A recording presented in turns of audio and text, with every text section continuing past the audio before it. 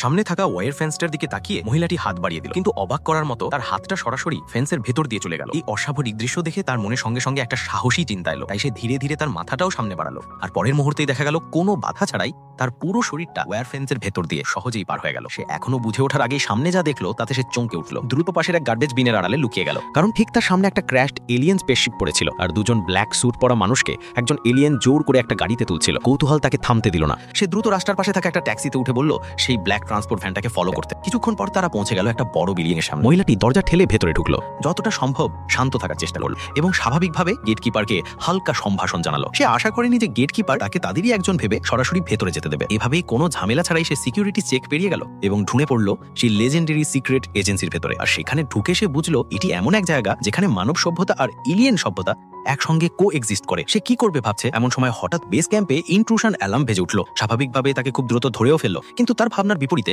তাকে শাস্তি দেওয়া হলো না, বরং তাকে এজেন্সিতে রিক্রুট করা হলো আর সে তাদের একজন সদস্য হয়ে গেল। কারণ খুব সহজ, এই জায়গায় প্রথমবার সফলভাবে অনুপ্রবেশ করতে পেরেছিল সেই